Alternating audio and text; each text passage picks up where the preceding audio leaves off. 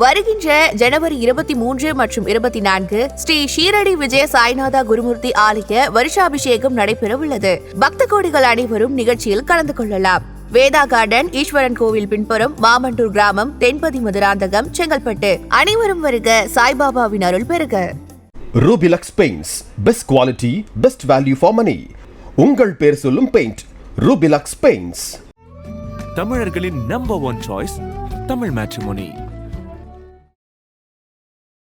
அந்த காவடியோ பால் குடமோ தூக்கிட்டு போய் சுவாமிக்கு கொடுக்குற நேரம் நமக்கும் சுவாமிக்குமான நேரம். இந்த 2 மலையை காவடி மாதிரி தூக்கிட்டு வந்தது முதல்ல இடும்பன். கான்செப்ட் ஆஃப் காவடி. காவடின்றத சுமை தூக்கும் பொழுது என்னுடைய பிரச்சனைன்ற சுமையை எடுத்துன்னு போய் அப்படியே முருகன் கிட்ட இருக்கு.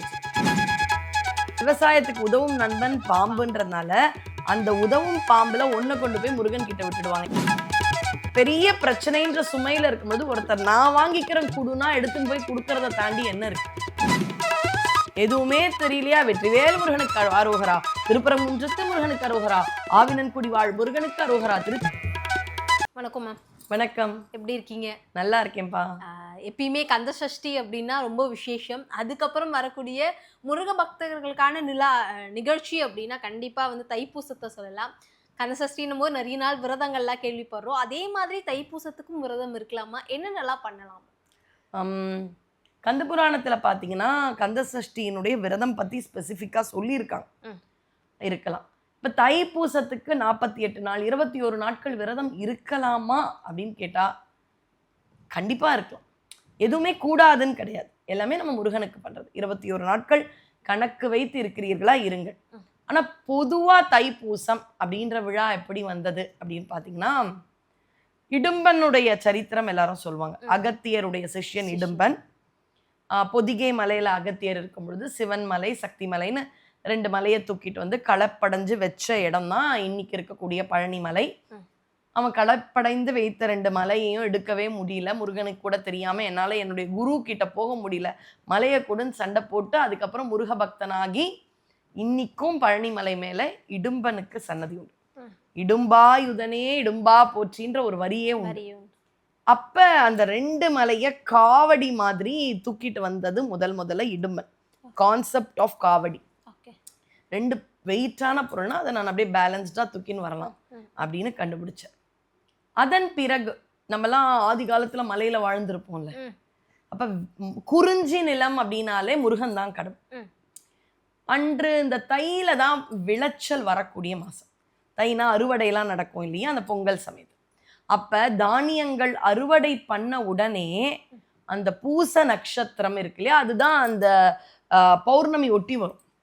எனக்கு லைட் வேணும், ஒரு இடத்துல இருந்து இன்னொரு இடத்த யாத்திரை போறேன்னா இரவு எனக்கு கொஞ்சம் வெளிச்சம் வேணும். அப்ப தமிழர்கள் ஆதி குடிகள் என்ன பண்ணாங்க, தையில வர விளைச்சல் எடுத்து முதல் விளைச்சல் சாமிக்கு முருகனுக்கு. இப்ப நான் ஒரு செடி வைப்பேன், நான் சொல்லுவேன் என்ன ஆச்சு மேடம் அந்த செடி வச்சுங்க, ஏன்னு தெரியலப்பா அது வரவே இல்லை. விதைக்கிறது வரைதான் உன் கையிலயும் என் கையிலயும் இருக்குப்பா. அந்த மண்ணோட விதை உறவாடி வர விளைச்சல் யார் கையில இருக்கு? கிரியேட்டர் கையில தானே இருக்கு. லாஜிக்கா பாருங்களேன். நான் பண்ணுவேன், ஏன் வரல? நல்ல மண் இல்லையோ, சில சமயம் அந்த மண்ணுல மற்றதெல்லாம் விளையும், இன்னும் நான் பண்ண விதை வராது. சரி வருது, பெரிய இயற்கை சீரழிவு, பயங்கர மழை, ஒரு சமயம் சுனாமி வந்தது, எவ்வளோ பேர் கஷ்டப்பட்டோம். அது மாதிரி இருந்து அந்த விளைச்சல் கிடைக்கலனா அப்ப அந்த விளைச்சல் என் கையில கிடைக்கிற வரைக்கும் அது கடவுள் அருள் தான். அப்ப முதல் விளைச்சல் தையில கிடைச்ச உடனே அவங்க முதல்ல அந்த வர விளைச்சல்ல இருக்கிற முதல் ஒரு அழாக்கோ இல்லை குருணியோ எடுத்து சுவாமிக்குன்னு வச்சிருவான். வச்சு தொடர்ந்து வர பூசம் பௌர்ணமியை ஒட்டி இருக்கும். அப்பதான் உங்களுக்கு நிலா வெளிச்சம் இருக்கும் இரவு நேர யாத்திரைகளுக்கு. அன்னைக்கே கிளம்புனா எனக்கு அன்னைக்கு வேற ஏதாவது அமாவாசை ஒட்டிய நாட்கள்னா இரவு வெளிச்சம் இருக்காது. அவங்க கூட்டமா கிளம்புவாங்க. அவங்க நிலத்துல விளைஞ்சது, ஒருத்தருக்கு நெல் விளையும், இன்னொருத்தருக்கு வேற ஏதோ விளைஞ்சிருக்கும், அதை அழகா இப்படி முருகனுக்காக எடுத்துட்டு காவடி மாதிரி கூட்டமா ஒரு பாதுகாப்புக்காக வெளிச்சம் இருக்கக்கூடிய நாட்களை ஒட்டி முருகனுக்கு முதல் படைப்பை கொடுக்கறது தான் தைப்பூசம். இந்த தைப்பூசம் அன்னைக்கு நிறைய பேர் காவடியும் எடுப்பாங்க. இதுல இருந்து வந்ததுதான் காவடி. என்னால ஒரு மூட்டை நெல்லை நான் தூக்கிண்டே போக முடியுமா? படிக்க முடியாது. அப்ப சுவாமிக்குன்னு ஒரு கைப்பிடியோ எவ்வளவோ எடுத்து வைப்பேன்ல. முதல் விளைச்சல் சுவாமி அளவு பார்த்துலாம் எடுத்துக்கிறது இல்லை. முதல் விளைச்சல நீ கூடணும் சுவாமி கேட்கல, இது என்னுடைய நன்றி. ஒருத்தர்கிட்ட வாங்குறேன், நன்றி மறந்து எப்படி நான் யூஸ் பண்ணுவேன்? அப்போ ஒரு பக்கத்தில் அவர்களுக்கு தேவையான உணவோ, இன்னொரு பக்கத்தில் சுவாமிக்கோ, இல்லை 2 பக்கத்துலையுமே சுவாமிக்கோ அப்படி அவர்கள் எடுத்துக்கொண்டு கூட்டமாக வருவாங்க. வெளிச்சத்துக்கு நிலா இருக்கும், அது ஒரு லைட், பெர்மனன்ட் லைட் இருக்கும், மலை மேலே ஏறி. அதில் பழனி மிக பிரதானம். பல மலை கோயில் முருகன் கோயில்கள்லையும் அவங்க எடுத்துன்னு வந்து கொடுக்குற விழாக்கு தான் தைப்பூசம் அப்படின்ற விழாவே துவங்கியது. இப்போ நிறைய பேருமே காவடி நீங்க சொன்ன மாதிரியும் எடுக்கிறாங்க, சில பேர் வந்து பால் குடமும் எடுக்கிறாங்க. இது ஒவ்வொன்றுத்துக்கும் ஒவ்வொரு சிறப்புகள் இருக்காம? இருக்குப்பா. இதுல வந்து ரொம்ப மேலானது பறவை காவடின்னு ஒன்று உண்டு. அது பறவை யார் தெரியுமா? இந்த ஆன்மா தான் பறவை. அப்படியே இப்படியே பறக்கிற மாதிரி வருவாங்க. முதுகுல இருக்கிறத அப்படி சதைய வச்சு போட்டிருப்பாங்க, மேல பறப்பாங்க. விழுந்துருவாங்களா? அதெல்லாம் பார்க்கவே பயமா இருக்கும். அழகு குத்தி இருப்பாங்க. அந்த பக்தியெல்லாம் சொல்றதுக்கு வார்த்தையே கிடையாது. சர்ப்ப காவடின்னு உண்டு. பாம்பை கொண்டு போய் விட்டுடுவாங்க. இப்பெல்லாம் அதுக்கு அரசு அனுமதிக்கல. ஏன் பாம்பை விடுவார்கள் என்றால், நம்ம சயின்ஸ்ல படிப்போம்ல, ஃபார்மர்ஸ் ஃப்ரெண்டு வந்து பாம்புன்னு. ஏன்னா இந்த விவசாய நிலத்துல இருக்கிற எளிய பாம்பு சாப்பிடும். அப்ப விவசாயத்துக்கு உதவும் நண்பன் பாம்புன்றதுனால அந்த உதவும் பாம்புல ஒன்றை கொண்டு போய் முருகன் கிட்ட விட்டுடுவாங்க. ஏன்னா அவன் வந்து நாகபந்த மயூரா நமோ நம்ம இல்லையா, அவன் காலடியிலே பாம்பு இருக்கும். அதனால ஒரு பாம்பு எடுத்துன்னு போறதுக்கு சர்ப்ப காவடின்னு பேர். அதெல்லாம் யாரும் பண்றது இல்லை. நம்மால் முடிஞ்சது என்னன்னா பால் காவடி, சில பேர் அலங்கார காவடி. இதுல திருத்தணியில ஆடிக்கிறதுக்கு எடுக்கக்கூடிய காவடி கொஞ்சம் வேற மாதிரியே இருக்கும் அந்த ஷேப். ஆக மொத்தத்தில் தைப்பூசம் என்பது நிறைய பேர் விரும்பி மாலை அணிந்து காவடி எடுப்பார்கள் ஒரு வகை. சிலர் இப்ப 48 நாட்கள் விரதம் இருக்கிறார்கள், 21 நாட்கள் விரதம் இருக்கின்றார்கள். 48 நாள்னா இந்த ஆண்டு 1 பிப்ரவரி 2026 நம்ம முருக பக்தர்களுக்கு ஏதுவா ஒரு ஞாயிற்றுக்கிழமையில தான் வருது. ஆனா 48 நாள் ஆரம்பிச்சு இப்ப முடியாது. ஆனா 21 நாட்கள் 6 நாட்கள் நீங்க எடுத்துக்கிறீங்களான்னா உங்க விருப்பத்துக்கு எடுத்துக்கலாம். மாலை போட்டும் விரதம் இருக்கலாம், மாலை அணியாமலும் காலை மாலை குளித்து ஒரு சஷ்டி கவசம் சொல்லுங்க. என்ன இதுல டிஃப்ரென்ஸ்? அதாவது என்னுடைய ரொட்டீனா இல்லாம அந்த ரொட்டீன்ல கொஞ்சம் மாத்தி சுவாமிக்காக நான் வைக்கிறேன். சரி, தைப்பூசத்தன்னைக்கு என்ன பண்ணுவோம்? காவடி அருகாமையில் இருக்கக்கூடிய முருகத்தலத்துக்கு எடுங்க. வேண்டுதலா எடுங்கள். வேண்டுதலே இல்லைங்க, அப்ப நீங்க தான் முதல்ல எடுக்கணும். ஒரு வேண்டுதல் இல்லாம என்ன முருகன் வச்சிருக்காரு, அப்ப அதை விட கொடுத்து வச்ச விஷயம் என்னவா இருக்கும்? நான் பழனிக்கு போன சமீபமா வேண்டுதல் இல்லை, என் குழந்தையோட போகணுன்ற, குழந்தை பிறந்து போகணுன்றதுக்காக ஒரு 3 வருஷம் முன்னாடி போனோம். போன உடனே எல்லாரும் காவடி எடுக்கிறத பார்க்கும்போது எனக்கு கூட ஆசையா இருக்கு. சரி, என்ன இருக்கு பக்கத்துல, இளநீரா பாலா எது கிடைக்குதோ அப்படி ஆசைக்கு எடுக்கலாமே. ஏன் காவடி எடுக்கின்றோம்னா அதனுடைய தாற்பயம் சொன்னேன். காவடின்றத சுமை தூக்கும் பொழுது என்னுடைய பிரச்சனைன்ற சுமையை எடுத்துன்னு போய் அப்படியே முருகன் கிட்ட இறக்கி வச்சிடும். இப்போ எனக்கு யாராவது ஒரு அப்பா ஏதோ ஊர்ல இருக்காரு, இங்க இருக்கிற பிரச்சனையெல்லாம் பார்க்குறேன், இல்லை அப்பாவுக்கு ஒரு 5 மாசம் உடம்பு சரியில்லை, மறுபடியும் ஒரு வேலைக்கு ஆரம்பிச்சுன்னா அப்பா சுமையை இறக்கினேன் அப்படின்னு சொல்லுவோம். இல்லை ஒரு அண்ணா இல்லை தம்பி படிச்சு வந்துட்டாருன்னா வாடா என் சுமையை கொஞ்சம் ஷேர் பண்ணிக்குவோன்னு சொல்லுவோம். அப்ப பெரிய பிரச்சனைன்ற சுமையில இருக்கும்பொழுது ஒருத்தர் நான் வாங்கிக்கிறேன் குடுனா எடுத்துன்னு போய் கொடுக்கறத தாண்டி என்ன இருக்கு? அப்ப அந்த சுமையை நான் எப்படி எடுத்துன்னு போவேன்? அவனுக்கான ஒரு சமர்ப்பணமா எடுத்துன்னு போவேன்.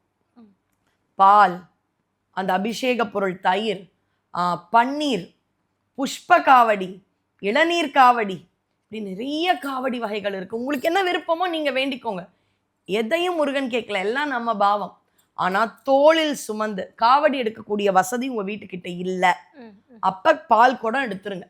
யாரும் தவறா நினைக்க மாட்டாங்க. ஆனா பசும்பால் எடுக்கணும். கவர்பாலை விட எங்க பசும்பால் கிடைக்குதோ அங்க போய் 1 லிட்டர் வாங்கி குடத்துக்கு பூஜை பண்ணி அந்த குடத்துக்கு மஞ்சள் குங்குமம் தடவி பூ கட்டி அதுல பால் விட்டு தலைமையில வச்சுட்டு பக்கத்துல இருக்கிற முருகன் கோயிலுக்கு சுமந்துன்னு போய் கொடுத்துருங்களேன். நீங்கள் எடுக்கும் சுமையை வாங்கி கொள்வான் அந்த சுமை தாங்கி. அப்ப தைப்பூசம் என்றால் என்ன? சுமையை கொடுக்கும் விழான்னு வேற கண்ணோட்டத்துல பார்க்கலாம். அவனுக்கு அது சுமையெல்லாம், அது சர்வசாதாரண முருகனுக்கு. ஆனா நம்ம அப்படியே முடியலன்னு, இப்ப என் குழந்தை வரான், ஓடி வரான் ஸ்கூல்ல இருந்து, பின்னாடி பயங்கர பெரிய பேக் வரும்பொழுது அப்படி முடியாம வருது. அம்மா நான் என்ன பண்ண வந்த உடனே பேக்கை தான் வாங்குவேன். ஸோ எவ்வளோ வெயிட் பரவாயில்லன்னு அந்த குழந்தை முடியாம ஓடி வரும்பொழுது ஒரு அம்மாவான என்னுடைய நோக்கம் அந்த பலுவை குறைக்கணுன்றது. அந்த ஒரு பிறவிக்கு நிலை இல்லாத தாய்க்கே இவ்வளோ பாசம்னா எல்லா பிறவிக்கும் வரக்கூடிய எனக்கு தாயும் தந்தையும் நீன்னு அருணகிரியார் சொன்ன மாதிரி இருக்கக்கூடிய முருகனுக்கு எப்படி இருக்கும்? நான் சுமையோட போறேன் முருகா அப்படின்னு ஒரு அழுதுட்டேன்னு வைங்களேன், அந்த சுமையை வாங்கிப்பான். அதை எனக்கு சமர்ப்பணம் பண்ணுவோம், சுமையை நான் தீர்த்துடுறேன்.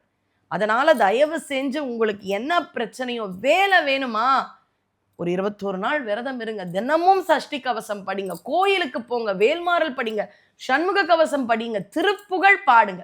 முக்கியமா அந்த பால் கூட எடுத்துன்னு போறேன் இன்னைக்கு காலையில போய் அபிஷேகத்துக்கு பால் கொடுத்துடணும். பக்கத்துல எல்லா இடத்துலயும் சிவன் கோயில் இருக்கு, சிவன் கோயில் இருந்தா அங்க முருகன் சன்னதி உண்டு, அன்னைக்கு அங்க விசேஷம் தான்.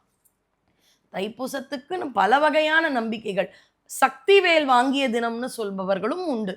ஆக மொத்தத்தில் முருகப்பெருமானுக்கு மிக உகந்த தினம், வள்ளலாருக்கு உகந்த தினம், நடராஜ பெருமானுக்கு உகந்த தினம், நமக்கு நம்ம தமிழ் கடவுள் முருகனுக்கு உகந்த தினம். அப்படி ஒரு நாள் கிடைச்சா போதுமே. வரப்போற சஷ்டியையோ ஆடி கிருத்திகையோ தை கிருத்திகை வருது, அதுக்கு கொண்டாடலாம்.